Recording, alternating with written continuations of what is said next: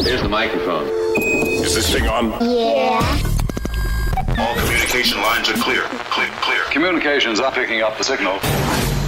You are listening to Stay Tuned El Paso with Victor Cruz and Charlie Moreno. The best thing to happen to El Paso ever. It's the greatest thing that's ever happened to me.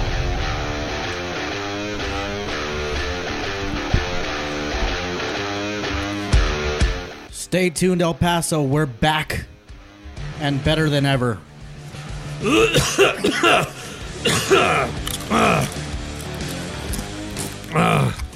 Yeah, I've been battling this cold for about 2 weeks, but I'm feeling much better now. Let me finish me. Oh, you got the chips? Quick. Yeah.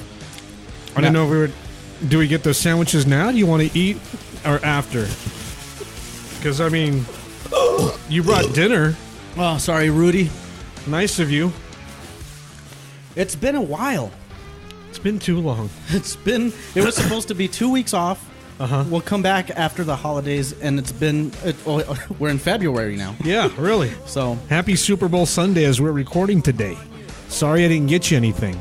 The groundhog came out and said, still winter? I haven't seen winter yet. Where the fuck is Stay Tuned El Paso? 6 more weeks?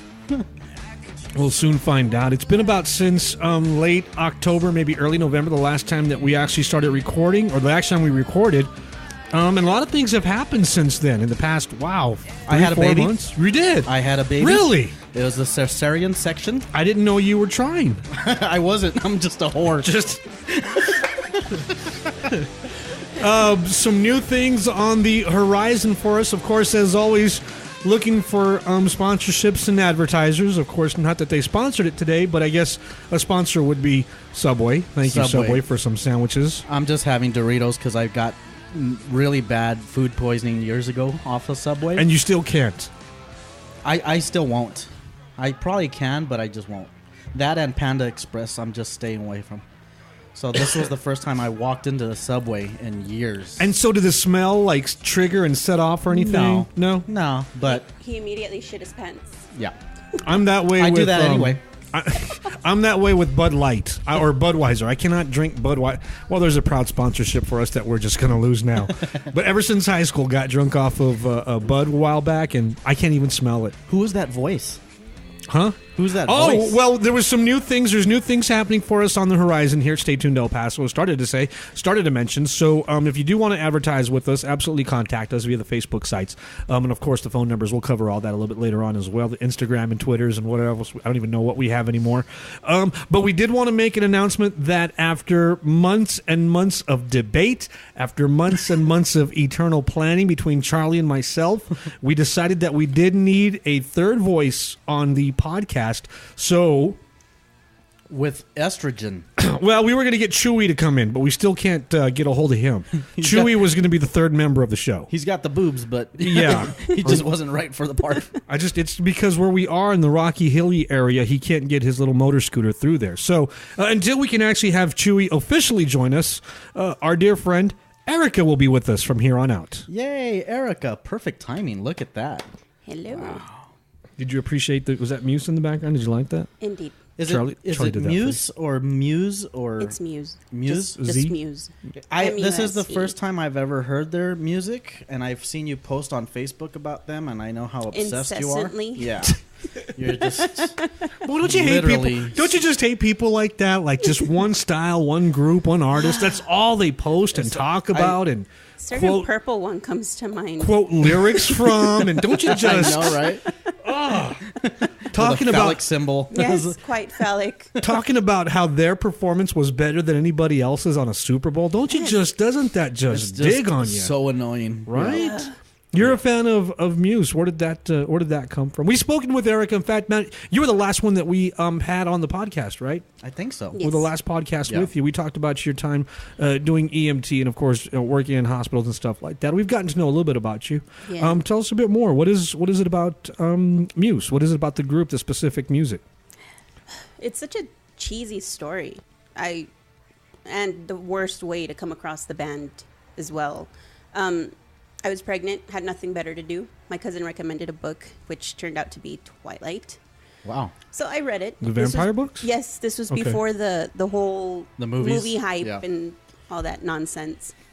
I started reading the book, and I read through the series. Then the movies were announced, but along with the books, there were playlists the author had posted up for each book.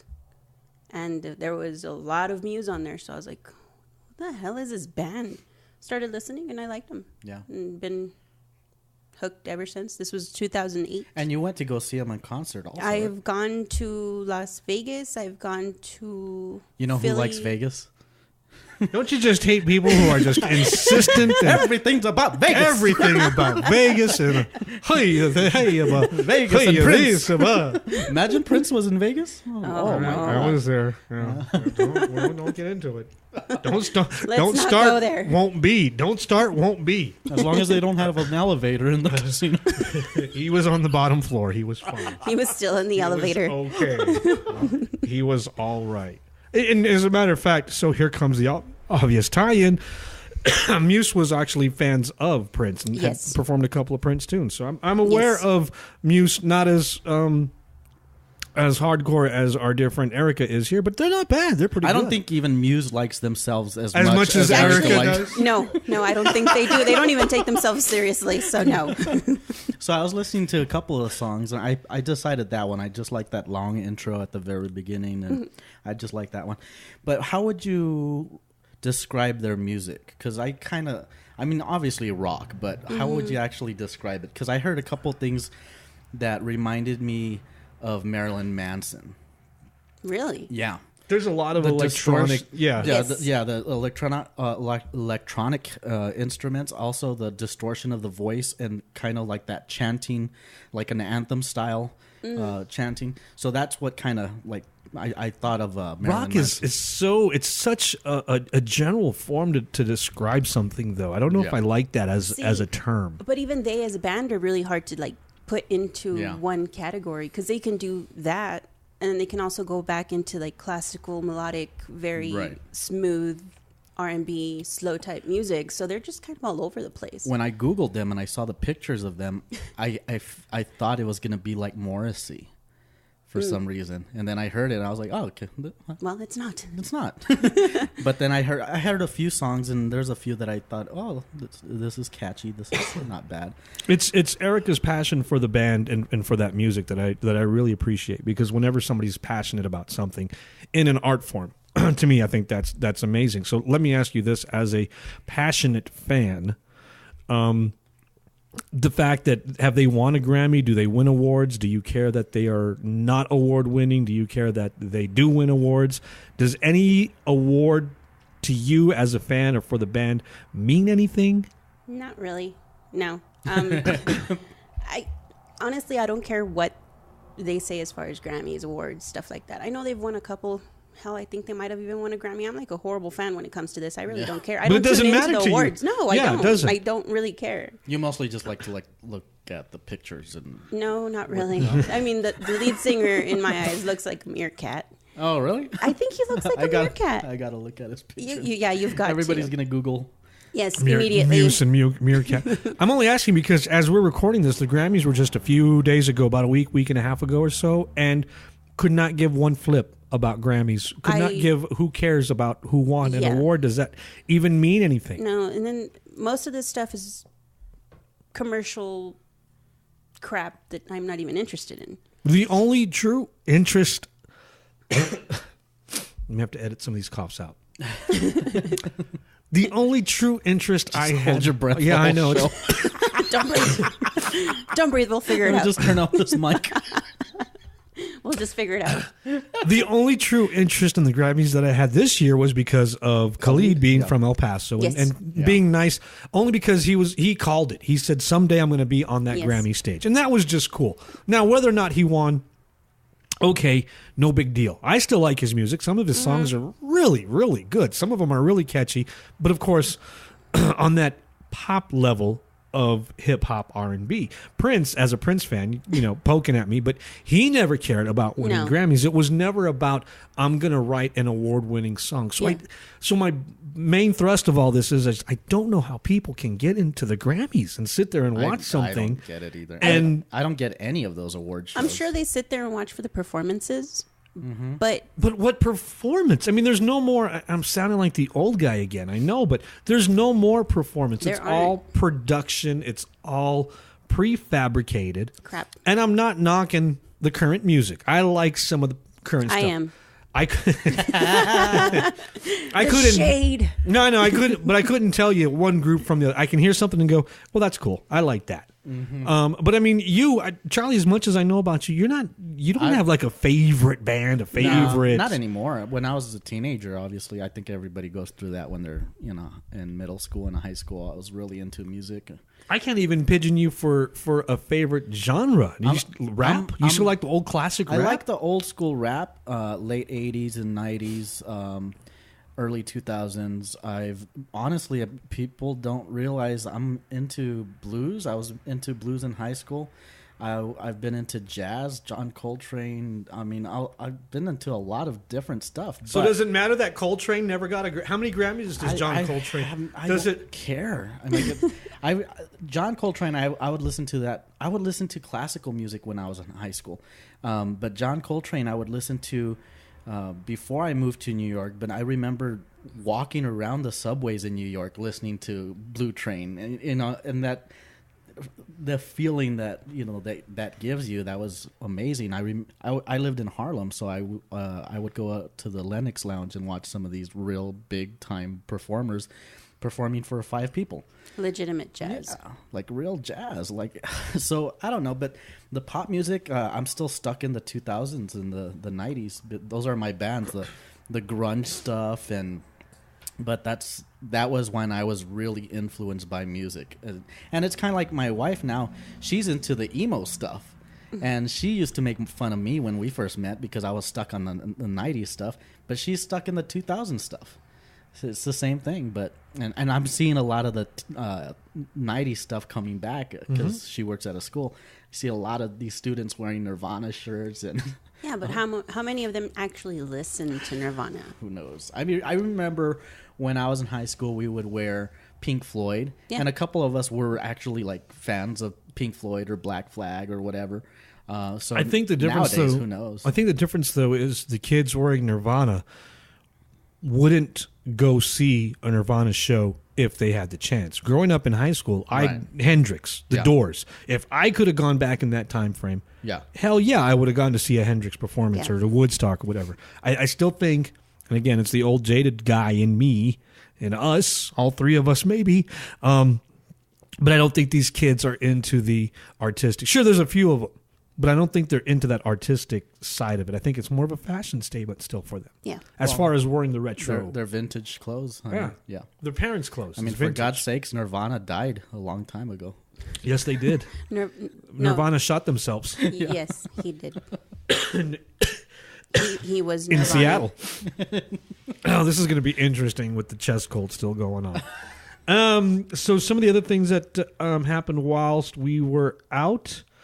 I did go to Vegas. Speaking of Vegas, we mentioned, and I did want to talk about there was an eerie situation that happened. Not so much eerie, but the whole time that we were in Vegas, we went. This was about a month after the shooting. Mid-December, early December. When was the shooting? Late October. So there's about a month space. Okay. And I had read an article somewhere about when is it enough, meaning when have we healed from a situation. And I'll explain what I mean. The whole time there, you still saw the hashtag, hashtag Vegas Strong. It was still there. But I don't know if that energy was there. I think it had already simmered down just a little bit. Now, we stayed on Fremont Street, downtown Vegas, so pretty much as far as you could get tourist-wise from the actual shooting, the Mandalay Bay. And the whole time that we were on Fremont Street, didn't even think of it. Didn't even think of extra security. And while we were there, it was the NFR rodeo, National Finals Rodeo. A lot of people, a lot of white people. And you know That's what? scary. And did I know if we mentioned this? I was really uncomfortable. Just a lot of white people together in their cowboy gear. The minute I hear "woo-ha," I'm scared. I'm done. But there was a lot of that. But we didn't notice if there was extra security or not. Until we went 2 or 3 days later to the Luxor, and there's a Titanic exhibit, and I'm a sick, crazy Titanic geek. I love the stupid exhibit. If you're going to go, it's an amazing exhibit. But by the Luxor is by the Mandalay Bay, and it didn't dawn on us about the shooting until we left the Luxor. And we said, oh, yeah, there across the street, there's the pavilion and there's a stage area, and it was blackened, it was darkened out and everything else. And then we, looking back over our shoulders, hey, can we see anything from the Mandalay Bay, but I think that time you weren't going around picking up glasses, souvenirs, or anything? No. Well, you couldn't, and I was driving, so no. But I mean, I think as a city, when do you decide that healing process is over? And the question I bring to you is, so what do we do now with the Mandalay Bay? Because like I said, we even went looking up and trying to see the window.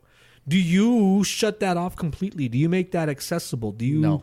No? You don't shut it off. You go on with your day. And that's it. Even having the room, what do you do with the room? The room's available? You rent it out. Issue it out. Really? Yeah, why not?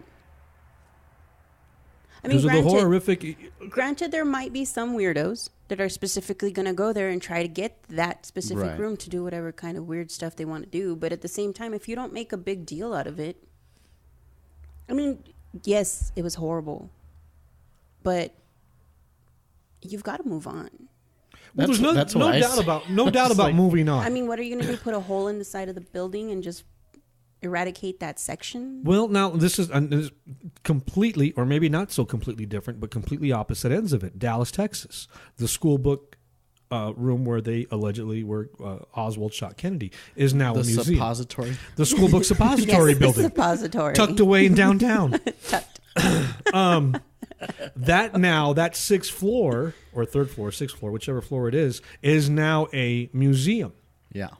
Do you do that? Do you make the Mandalay Bay 36th floor? Really? I don't know. The whole casino. Do you make that floor? Vegas isn't really known for their tact. I don't think they're in the position to create a museum for this. And I think not a museum, but maybe a memorial. I think there should be a memorial on the grounds. Yes, but nothing that's going to be nothing like the World Trade Center tower or anything like that. If you do that with the room, it's like you're glorifying him. The act. Yes. Yeah. I can't even think of his name. If I sat here and thought about the shooter, I can't. I have purposely blocked his name out. I didn't even try. No, I've made it a point to stop reading people's names that are involved in that, and I don't post the names if I share it on Facebook. Yeah. It's going to happen over and over. It's been happening for ages, and I think with this, it would be nice to have a memorial on the grounds for people that want to pay their respects and to keep the names of the victims alive. But as far as the room, it's the room. That's where the act occurred. Just move on with it. Just keep renting it out and don't. That's how insignificant he was to this. Yeah, and in the end of things, I just wouldn't. I mean, I could see the sick people, like Erika said, trying to get that room and maybe increase the price if that's the case. But I wouldn't do anything different to the room. It's a lot like the Hard Rock Hotel in Vegas when the bass player for The Who passed away. He passed away that guy, John Entwistle. When he passed away, had a heart attack. That room became a highly sought after room. People wanted to be in that room. And again, sickos, fans, whatever the case is. The same with the Stanley Hotel in Colorado. People want to stay in the alleged room that Stephen King wrote The Shining from. Yeah. But I mean, is this a completely different scenario? This is a completely different situation. This was a horrific act. And I just recently read also that the gentleman who sold the ammunition to the shooter is now charged. Yeah. good. What do you feel about that? Well, good. I mean, I have a lot of friends that are gun nuts, and I respect that. But I hate when people try to make it seem that their right to the Second Amendment is the most important, and like somehow that trumps everyone's life, right? And I don't safety. like that, because they got to get on the same page with their argument. If they're saying that we shouldn't infringe upon their Second Amendment right, we have to look at the Constitution. The Constitution said the Second Amendment was so we can protect ourselves from our government. Now, if they're doing this because they don't want the country to take their guns away because they want to have 10 AR-15s or M4s or whatever they want, that's not for protection from the government. That's because you want toys. So you have to. But be that's realistic. my option, though. But can I at least have that option if I want to buy a handgun or if I want to buy? At least be truthful about why you want your guns. Don't mask it as something that is a God-given right by the Constitution.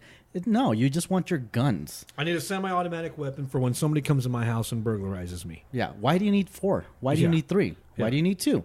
I understand the whole reason for wanting an AR-15 or something like that. Why do you need an arsenal? But yeah, and the thing is, like, I could understand. I've shot guns before. I've shot a shotgun. I wouldn't use a shotgun for home protection. I would use something like an AR-15, which is really easy to shoot. There's less recoil. It's just more accurate. But why do you need so many of them? And that's where the argument comes. Well, you're taking my guns away. I should have the right. You're pushing this off as something else. You're saying that you just want your toys. Mm-hmm. It's not about the government coming after your guns. It's that you don't want somebody coming after your toys. So then go after so what's based on that? Why go after the guy who sold him the ammunition? Well, for one, he was not licensed to manufacture that ammunition. Number 2, it was body-piercing armor that he was making, which is another offense in itself. And number 3, he had, well, it comes back to the whole manufacturing thing. He had no license to do that. He wasn't authorized to do that. So those, it's not like, I don't know exactly, I haven't read the arrest affidavit, but it's not like he was conspiring with this guy to commit this mass attack. But obviously during the investigation, they realized he's doing some stuff that he's not supposed to, so let's charge him for that. Hopefully it deters other people from doing the same thing. Because if you're going to play this whole thing like we need our guns, we need our toys, which is what the argument is, that's what gets people to start manufacturing these types of ammunition, the bump stocks and all that. Because they're saying, oh, well, they're going to take them away someday, and I don't want a paper trace when I buy them, so let's just make it ourselves. I'm split. I mean, I really am split. And again, I'm talking about, my favorite phrase, big dumb guy. I think we should be allowed to have... That can't be your excuse for everything. No, it is. Trust me. I've 44 years of life, man. 44 years I've gotten through with it. I think that we should have the options. I think that we should be allowed to. I think that you can't take away our rights. However, there needs to be proper training, proper education. Of course, with that goes the mental evaluation to make sure that you're able to. Now, that's the simple, easy, quick answer. Yeah. Without getting into detail about, well, who can you decide? Who are you to say who's able to, who's not to? Well, see, that part, I don't know. I don't know the legislation. I don't know the rules or regulations. But if I want to go out into the desert and shoot a gun, cool. If I want to have a gun as protection, cool. I think we should be able to. I think it's too easy to get a gun. Like to carry one, you have to take a course, obviously. But if you just want to buy one, you just fill out the paperwork, the background check. There's a hold for a couple of days. But it's pretty easy to get one. I had one. Well, I won't go too far. I don't know what the statute of limitations are. But I had a gun when I was 16. I bought a shotgun when I was 18. And... nowadays, like, people will say it's not those guns that are killing so many people. More people are killed by a .22 caliber gun than any other weapon. Well, that's a good point, that so many people are killed by a .22, which is basically any dumb guy can get a .22 anywhere. Yeah. And that's part of the problem. If so many people are dying from those, maybe we need more education before you could actually own a gun. Mm-hmm. It's a matter of just regulating, making sure that our country just doesn't kill itself. That's like saying more people are hurt and killed crossing the street than they are by a vehicle. Yes. Well, then maybe we ought to teach people how to cross the street. Right, yeah. Maybe you go to basics. So I think that's part of the problem whenever you encounter somebody with an argument pro-gun. Again, I'm not anti-gun. No. But when you encounter somebody that's pro-gun, they'll throw out these statistics or something to say, oh, this was just a mental health issue. But would he have been able to kill that many people with a knife? No. Would he have been able to kill that many people? You don't know. He with could have jumped from the Mandalay Bay 36th floor window and Just start spinning stabbing around walking, samurai stabbing style. people or whatever. Then there's a big part of me that also feels like Shinobi style. Yeah. I think it should be like in the Old West days where we all got our guns up on our hip pocket. And that's just it. There it is. Here we go. Walking around the street, we've all got guns out. I would yeah. Let them weed them out. We would all die. Let them weed them out. We would all die. Yeah. I see, oh my God, just driving around all over the city, I see too many angry people. And sometimes I wonder if they're carrying a weapon. And that for me, that not being able to see the weapon, I think, is more of a deterrent. If you can see the weapon, then if you see somebody openly carrying one gun, you're going to start seeing people openly carrying two guns, and then you're going to see a guy with two guns plus a rifle. Yeah. I mean, it's just going to get ridiculous. Samurai sword. Yeah. Erica, how do you feel? Yeah. No, I'm not anti-gun either. I'm really not. But the only time, in my experience, I've seen a 22 kill anybody was in the field, and it was self-inflicted. Mm-hmm. Everything else, every other gunshot has been a higher caliber. So that argument, completely out the window. Yeah. I've seen a lot of people use that as an argument, but again, it's if the general JQ public is buying 22s and shooting themselves, There's a problem. It either by cleaning or they just wanted a cheap gun to off themselves. That's the problem by itself. Yeah. So I don't know. I think people need to be more open-minded. Stop being so damn paranoid. Yeah. And the government isn't coming for your guns, and you can still have your toys, but we need to start having more compassion for people and stop letting all these weapons just get out like that. It's just too easy. I'm going to go back to something that you just said right now. It's going to be a throwback to what we were talking about earlier. See something, say something. Do you think we should be doing that? If we're at an event and something doesn't look right, do you think we should be saying something? That's so selective, though. Is that a good enough answer though? Oh, that guy looks kind of crazy. Do I say something? Oh, he's got a backpack. Do I tell somebody? I'll be honest. I have no problem profiling people. I'll profile all day long. I never understood what the problem was with that. You're profiling. Well, yeah. Because you don't look right. There's data to support the profiling. Not all profiling is racial profiling No, but or stereotyping. unfortunately, that's what it has turned into. Yeah. It's if you're brown, you look not necessarily Mexican, because in this town everybody's brown. Yeah. But if you look any kind of Middle Eastern, they immediately throw you under the bus for no reason. There's been times that I've been walking a dog in a nice neighborhood by the willows, And doesn't look. and somebody's looking at me like, "Are you supposed to be here? How did you get the gate code, sir? Do you speak English?" So I could see the whole racial profiling. Does that bother you, or are you okay with that? I laugh it off. I don't get offended. I don't get violent. I laugh it off. Do you? And I'm not saying accept it, but is it understandable because of this day and age if you get profiled? Not you, anybody. It's a general question. I'm sure I've been profiled. Everybody at some gets point. profiled. Yeah. Everybody. Is that okay? Yeah. That's how it works. Yeah. Okay. And you know what? Stereotypes are true. Yeah. Yeah. I got scared with the white people. When I saw belt buckles and big jackets with NASCAR stuff and rodeo stuff on Fremont Street, and I remember telling Z, my wife at the time, I said, I'd like to get out of here. I'm a little uncomfortable. And we said it as a joke, but I feel that the general public, a lot of people probably don't understand reasonable suspicion or probable cause, so they might jump the gun on some stuff, and that's what is going to take up resources. So when it comes down to say something, I don't know. I mean, if you have that gut feeling, then yeah, say something. But that's not being overreactive. That's not being. It depends what's going on. I mean, if somebody saw that window at the casino bust open, and then you start to see some of the muzzle flare. It's okay to yell into the crowd and be like, "Let's get the hell out of here." Yeah, but I mean, we say that now, but you got to put yourself in that position in that concert. In that instance, though, you're at a concert. There's pyro going off. There's sounds going off everywhere. Well, this event was different, obviously, but I'm just saying in general, if you see something that's obviously dangerous, and not right. say something. It's But- all about situational awareness. Yeah. That's the issue. We don't pay attention to our surroundings. We're so blinders on just me, what I'm doing, and this is what I'm going to focus on. And if you do see something, you'd rather be like, I'll just get my ass out of here, and they can deal with whatever's going on. I have a ton of friends that will. me. Yeah. I have a ton of friends that will sit down at a restaurant. Oh, they'll tell me that they sit down at a restaurant and they always face the door because they always want to see who's coming in. And I get it. I do the same thing.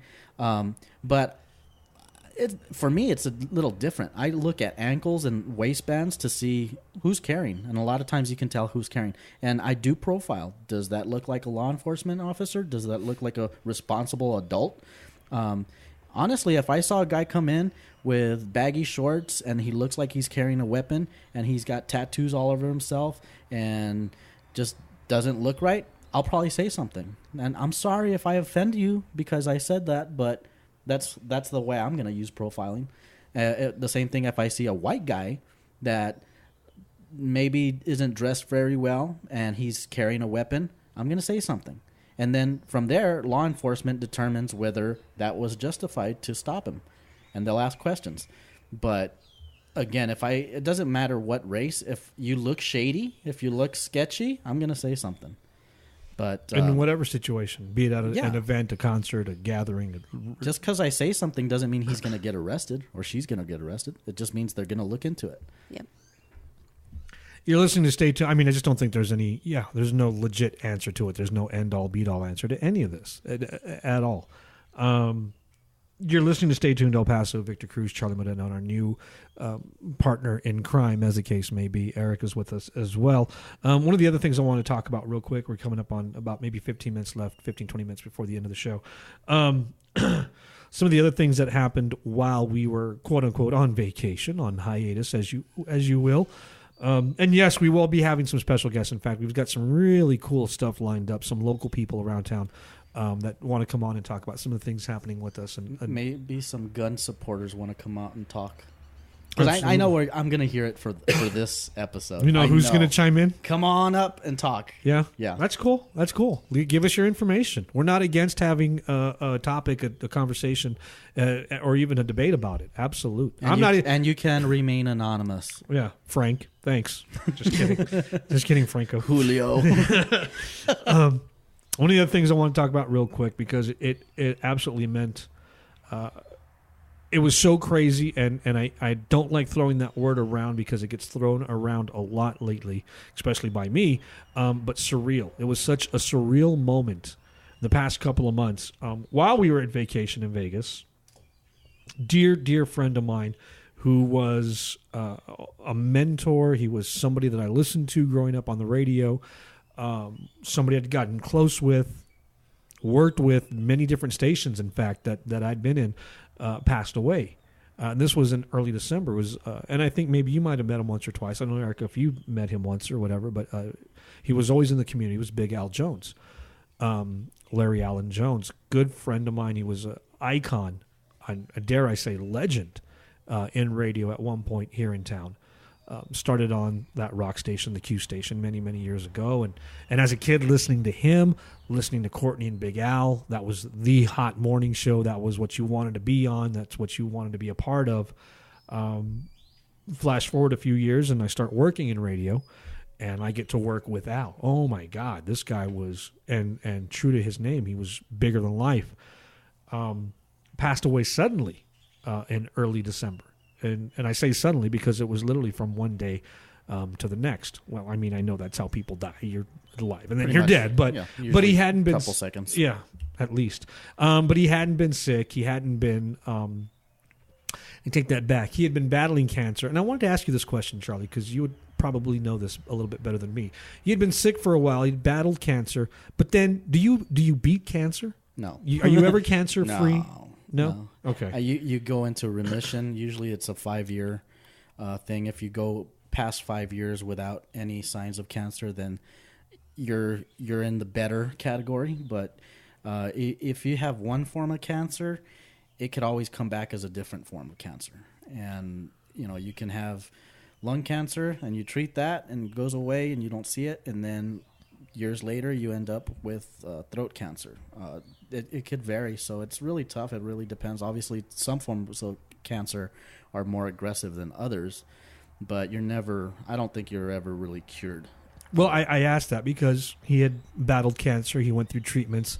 He had gone all the way through to Houston, came back. His body, poor Al, his body was beat up. I mean, he was beat. He was not who he was back then. Again, I know you'd seen him once or twice or whatever since then. And I don't want to say he had beaten cancer, but he was dealing with cancer at the time. So I don't know what... In that respect, he had beat it. Yeah. But his body took a toll from it. Absolutely. And I don't know what happened. And in fact, I don't think I really want to know what happened with Al. I just know that he went to sleep. And I say it was weird. I've had so many friends die that whenever they die, I just don't even want to know why. Because I've been there where I defend somebody. I'm not saying this is the case with Big Al, but I've had friends that are comics that I defend to the death, and then the toxicology report comes back, and I'm like, shit, I'm not going to talk to anybody. I was wrong. Yeah. So I try to, It was a surreal moment for me because as we were in Vegas on vacation, there's Al liking pictures, comments, things that we had done that morning, and I can only imagine him being in bed at night and surfing and making a comment and doing this and that. Sad. And then the next morning we get the news. So it was kind of like, whoa, very surreal. I've got, but I will say this: I don't want to memorialize Al on a surreal. Did you wake up that morning like, why didn't he like this photo? You're like, I don't remember. Why did he stop there? He got sleepy, and then and then he went to sleep. That would drive me nuts. Knowing he passed away liking my photos, that would just. I'm not saying you should feel terrible, but I would just feel so horrible. Why did he like one and not the other? We had a better time here than we did there. I guess he's not a fan of the Titanic. That's why. Because it's an amazing museum. It's an amazing showcase that you have to see at the Luxor. I will say this. I have two great things to say about Al. If we're going to remember him in any sort of way. He loved his son, Logan. He absolutely loved Logan. And if you'd ever seen Al on Facebook, you know how much Logan meant to him and how much Logan is of Al. Logan is absolutely Al's son. Looks just like him, sounds like him. He's got that big Al boisterous voice. I don't know how old Logan's got to be, 16, 17. Sounds just like Al. And his love for Logan, makes me tear up thinking about it. A father's love for his child, absolute. And then the second thing was the coolest thing ever was working there with Al. Two real short, quick stories. Like I said, I got to grow up listening to these guys on the radio, and it's one thing to actually work with a mentor. Charlie, I mean, how many times have you actually gotten to work with a comedian you like? You grow up listening and knowing I don't like any of them. They're all jerks. There's none of that. I hate everybody. But the instance of meeting Louis C.K. or whatever, where it was just a chance meeting on a bus. I mean, it's. I didn't shake his hand though. Well, thank God. Now we know why. Getting to work with Al, one of the coolest stories ever was, I just remember one time it was snowing and I don't know if it was even an intern or if I was actually getting paid to be there. But I remember walking into the old radio studio and seeing Al, and I said, well, Al, I'm going. I'm going to go home, man. See you. Just, buddy, co-worker. See you, man. And he just looked over at me and he said, hey, be careful. And in that instant, I don't know how genuine he meant it, but I felt it. Wow. I better be careful because it's snowing and Al will be mad if something happens. I thought that was the coolest thing. I'll always remember that with Al. And the second thing, I'll never forget when Jerry Garcia died. Big Al was a huge Grateful Dead fan. Huge. That's why it was the tie-dyes and all that stuff. Yeah. And so when Jerry Garcia died, I'll never forget. I don't know if I've told anybody this story. Al bringing in all his Grateful Dead memorabilia into the studios and walking around with these albums and candles and listening to him talk about the Grateful Dead on the radio and Jerry passing and there'll never be another band like it. And I thought, what a crock. This guy, who's into a band like that? And it goes back to our previous topic of me being a huge Prince fan. When Prince actually passed away, I remembered that moment, and I thought, I was so wrong. I was so wrong in that moment. The second person that I want to talk about, That was surreal instance number one. Surreal instance number two occurred maybe about 4 weeks ago, about a month ago, when another one of my mentors and coworkers, Magic Mike Ramsey, passed away as well. And that one really hit me hard. Al and I were good friends. We remain friends. In fact, I tried to help him out with a lot of stuff at the school that he was working at here toward the end of his life. Magic, wow, you talk about somebody passing and it really affecting you. That was Magic Mike. And Magic was an ass. You worked with Magic. He said the most inappropriate, unbelievable things, but it meant so much. I don't want to say. I don't want to say the things he would say because I don't want people to remember him that way. I'll tell you one quick funny story. One quick funny story. We were giving away on the radio station. We were giving away VHS copies of a movie called Breakdown, and I forget the actor. I think it was Kirk Douglas, and his wife, they're truck drivers, and his wife gets kidnapped. So he spends the rest of the movie trying to go find his kidnapped wife from these black market truck driver people, whatever. It was a big movie back in the mid-'90s. And I remember driving, listening to Magic on the radio, and I'm leaving the radio station, going home on the freeway. And I hear Magic in his Magic Mike voice say, well, we're giving away VHS copies of Breakdown. It's a story about a husband whose wife gets kidnapped. And for some reason, he goes and looks for her. I almost crashed my car. I was laughing so hard. If you could give any indication of what Magic or who he was, that was it. And I bring the two of them up together because it was so real that in a certain time frame, and I don't know what it means. I don't know what it means that to radio, obviously it's going to mean something to me, but radio icon, radio legends from El Paso in the same area pass away in the same amount of time. In about a month and a half time frame. And I don't know, Charlie, and we've talked about this previously. Maybe it's that survivor's guilt in me a little bit because then there's Scott Ronson, who passed away a few years ago. Right. Same situation. There's Rick Mardi Gras, who passed away, murdered. Yeah. And I had just had lunch with Rick 2 or 3 weeks prior to that, talking about things. Yeah, we made plans to hang out prior to that, and then it happened, and I was like, I should have gone sooner. Any updates on the trial? What's going on? Is he pleading guilty? We got to look at. I don't. Yeah, I don't. I haven't heard it. You'd have better access than any of us, I think, or you know more so. Public records. I mean, it's just so. And I use that survivor's guilt because of the heart situation, the heart attack that I had in the operation, and those are the things I'm still dealing with. And sometimes it makes me wonder, still, why me? Is that my main focus? Is that my walking around in life? No, of course not. In fact, I'm trying to enjoy as much of what I have now than previously. But it makes it really hard. Makes it really hard, fellas, when the guys you grew up with, when the guys you called coworkers and friends and mentors are dropping off. And I don't know how to process that still. All of this has still been processing. And again, it's another thing. I don't think there is an answer. I just show avoidance when I see when I see something. I just don't reply. I don't comment. I do the same thing. I just look at it and I'm like, okay, walk away slowly. Walk away slowly. But Charlie, and more so because of the connections. I mean, these are some of the guys.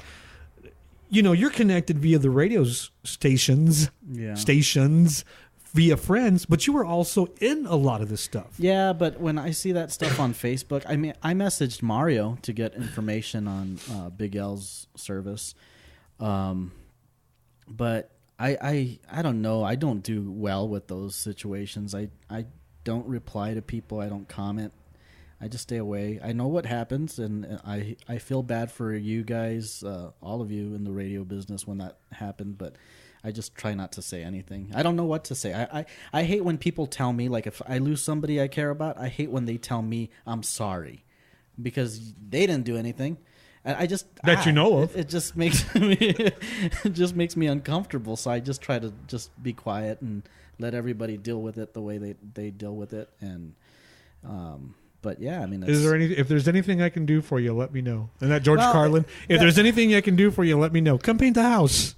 Come cut my grass then. I've learned not to tell people that also because then it puts the ball on their court that they have to ask you for help. And they don't need that right now. Right. So I tried to just not say anything. I tried, I'll be there. If I see somebody having issues, I'll reach them one-on-one, but I'm not gonna post on Facebook and share this and that. And not saying that that's a wrong thing, but that's just not my style. If I see somebody having a difficult time, I'll message you directly, and I'll offer to be there for you. But I'm not gonna click little hearts and sad faces and stuff. Well, I mean, but people do that, and it makes them feel better. If that's I'm just saying that's not my style. And that's probably about as far as I'll go. I'll like probably put like the sad face emoji or whatever. But I'm more of the I don't know what to say. I'm low. Look, I need to go somewhere else.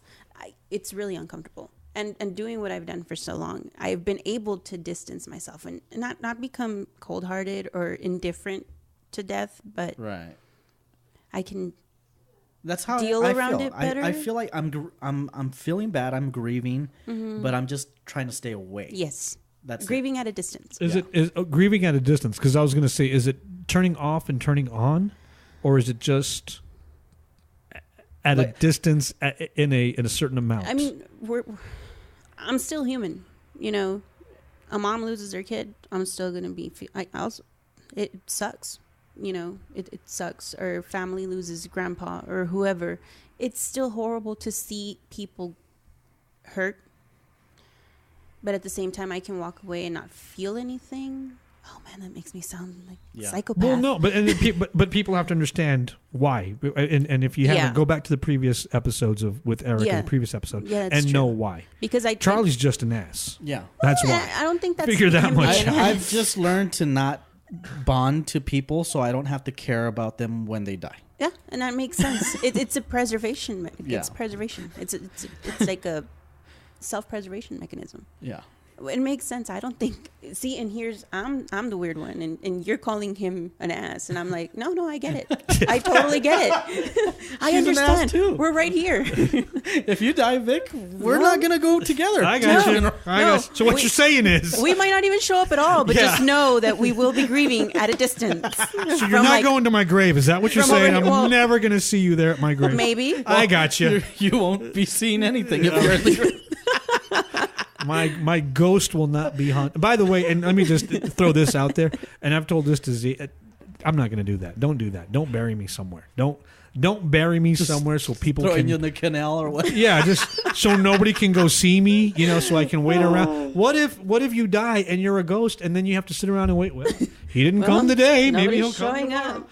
Yeah, that's so much pressure if you have to haunt somebody. Right? Oh, I got things to do. Throw me somewhere else or scatter me. I like to go somewhere. I don't think I would haunt anyone.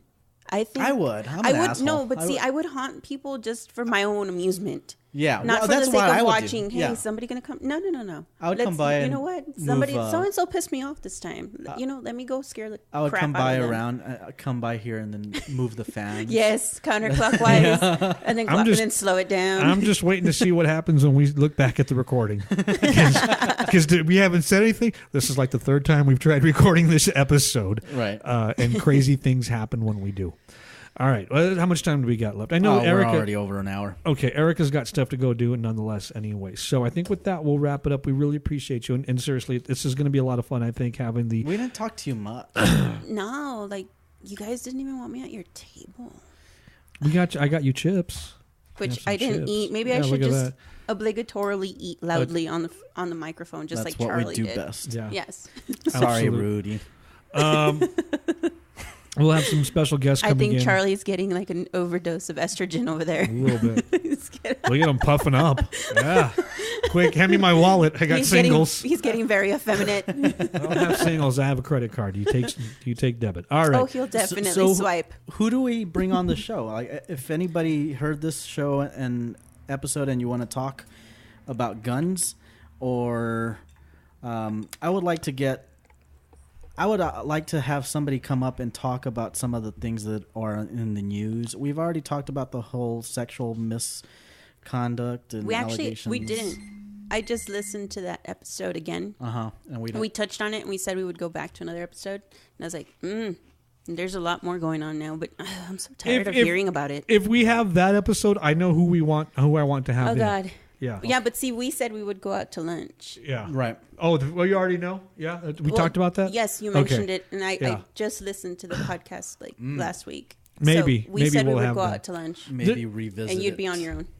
There is a topic that I do want to talk about, and maybe we can have somebody in on that one regarding homelessness, especially not so much homelessness, but begging and panhandlers in the city. I would love to talk more about that because I have a strong opinion about that. And I have somebody lined up for that. Also, Make-A-Wish. We have some people lined up with Make-A-Wish that we can talk to here in town as well. And of course, if you want to be part of our conversation, you can always...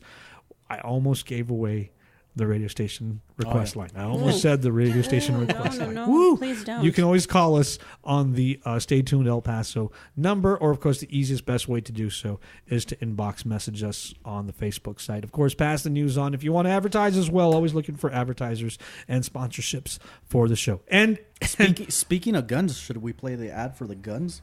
yeah, we'll wrap it up with that. Always taking any comments, by the way, as well. Feel free to comment on the Facebook page or inbox as well. Both Charlie and I read it, but usually Charlie gives a better answer than what I would after he confirms with me. Yeah, I don't know. Okay. The more corporate answer, if you will.